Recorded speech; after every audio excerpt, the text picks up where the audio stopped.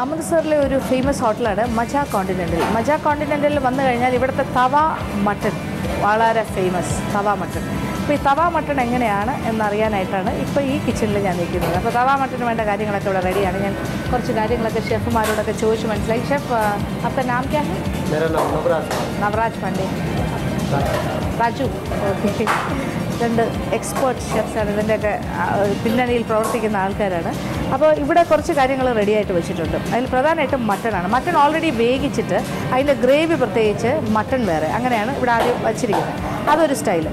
അപ്പോൾ അതിലെന്തൊക്കെയാണ് ഗ്രേവിയിൽ എന്നുള്ളത് ഞാൻ പറഞ്ഞുതരാം. അതുകൂടാണ്ട് സവാള അരിഞ്ഞത്, പച്ചമുളക് അരിഞ്ഞത്, ഇഞ്ചി അരിഞ്ഞത്, വെളുത്തുള്ളി അരിഞ്ഞത്, പിന്നെ ക്യാപ്സിക്കം, പിന്നെ പൊടികൾ മഞ്ഞൾപ്പൊടി, മുളക് പൊടി, പിന്നെ അത് മുളക് പൊടിയുടെ 2 തരം, എരിവുള്ള മുളക് പൊടിയും തരിതരിപ്പായിട്ട് പൊടിച്ചത്, പിന്നെ കാശ്മീരി ചില്ലി പൗഡർ അതും, അതായത് പിരിയൻ മുളക് പൊടി, പിന്നെ മല്ലിപ്പൊടി, ഉപ്പ്, തൈര്.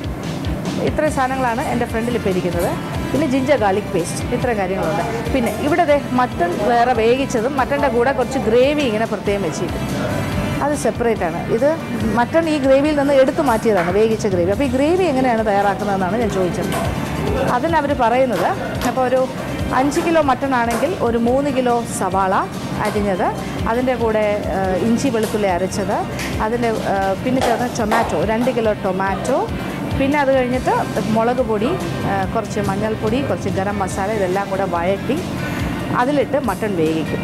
അപ്പോൾ ഒരു ഗ്രേവി ഉണ്ടാവുമല്ലോ മട്ടൺ വെന്ത് കഴിയുമ്പോൾ. എന്നിട്ട് ആ ഗ്രേവി പ്രത്യേകം എടുത്ത് വയ്ക്കുന്നു, മട്ടൺ വേറെ വയ്ക്കുന്നു. അപ്പോൾ സാധാരണ ഒരു മട്ടൺ കറി തയ്യാറാക്കുന്ന പോലെ ആദ്യം ഉണ്ടാക്കും, എന്നിട്ട് മട്ടൺ വേറെ വയ്ക്കുന്നു, എന്നിട്ട് ഗ്രേവി പ്രത്യേകം വയ്ക്കുന്നു, എന്നിട്ട് ഈ ബാക്കി ചേരുവകളെല്ലാം പ്രത്യേകം എടുത്ത് വെച്ചത് ചേർത്തിട്ട് വീണ്ടും അത് തവ മസാലയാക്കി മാറ്റുന്നു, തവ മട്ടൺ.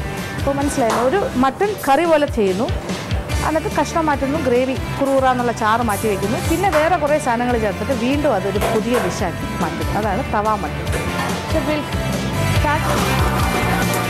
ആദ്യം കുറച്ച് എണ്ണ ചൂടാക്കുന്നു, നല്ല ഫ്ലെയിമിലാണ് ഇവർ ഉണ്ടാക്കുന്നത്. അതിലേക്ക് വെളുത്തുള്ളി ഇട്ടു, വെളുത്തുള്ളിയുടെ കൂടെ കുറച്ച്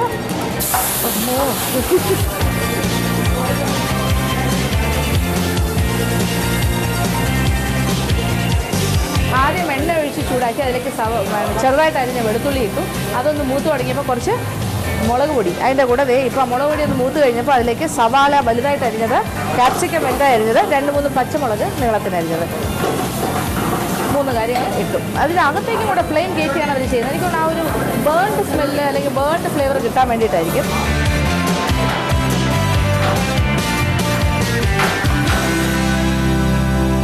അതിൽ വേവിച്ച മട്ടൺ, അതായത് മട്ടൺ കറി പോലെ ഉണ്ടാക്കിയ മട്ടൺ കറിയിൽ നിന്നും മട്ടൺ മാറ്റി വെച്ചതും അതിനകത്തേക്ക് ഇട്ടു, ഇളക്കി. അതിൻ്റെ കൂടെ കുറച്ച് ഗ്രേവിയും കൂടെ ഇട്ടു. ആ മട്ടൺ വേവിച്ച ഗ്രേവി ഉണ്ടല്ലോ അതും കുറച്ചിട്ടു, കുറച്ചേ ഇടുന്നുള്ളൂ. അപ്പോൾ ഇങ്ങനെ ഡ്രൈ ആയിട്ടിരിക്കും. അപ്പോൾ ഗ്രേവി ഒഴിച്ചൊന്ന് ഇളക്കി, കുറച്ച് ഗ്രേവി, അതിന് ടൊമാറ്റോ പ്യൂറി, അത് നേരത്തെ പറഞ്ഞതല്ലാതെ ഇപ്പോൾ കുറച്ച് ടൊമാറ്റോ പ്യൂറിയും കൂടെ അതിനകത്ത്.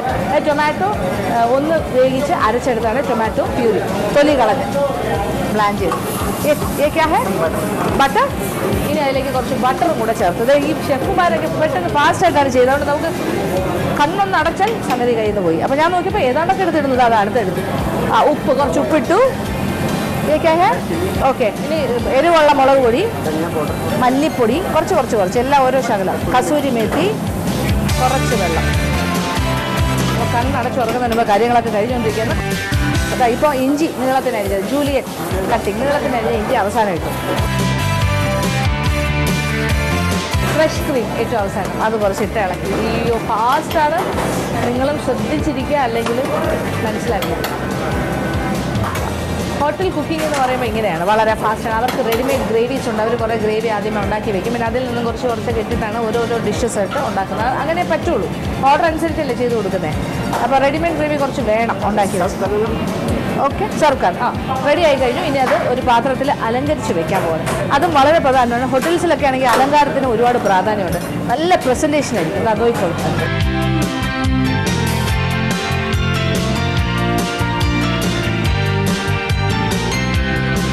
തവ മട്ടൺ ഒന്നാന്തരമായിട്ട് അലങ്കരിച്ച് വെച്ചിരിക്കുക. എന്ത് ബ്യൂട്ടിഫുൾ ആയിട്ടുള്ള ഒരു ഗാർണിഷൊക്കെ ചെയ്ത് വെച്ചിരിക്കുക. എൻ്റെ ചുറ്റും നിൽക്കുന്ന ആൾക്കാരെ കണ്ടല്ലോ, ഈ ഹോട്ടലിലെ എല്ലാ കിച്ചൺ സ്റ്റാഫും ഉണ്ട്. എല്ലാവരും വളരെ ത്രിൽഡാണ്. അവർ അവിടെ വന്ന് നമ്മളിത് ഇങ്ങനെ ഒരു കാര്യം എടുത്തു എന്നൊക്കെ ഉള്ളതുകൊണ്ട് അവർ ഭയങ്കര എക്സൈറ്റഡ് ആണ് എല്ലാവരും. എന്നെ കൊണ്ട് കഴിപ്പിക്കാനായിട്ട് റെഡി ആയിക്കണം. അവർക്ക് കൂടുതൽ എക്സൈറ്റ്മെൻറ്റ് അവരുടെ ഈ ഡെക്കറേഷനെ കുറിച്ചാണ്. അവരുണ്ടാക്കിയ ഐറ്റത്തിനെക്കാട്ടിലും അവരെങ്ങനെ അത് ഗാർണിഷ് ചെയ്തു എന്നുള്ളതാണ്. ടേസ്റ്റും കൂടെ നോക്കാം.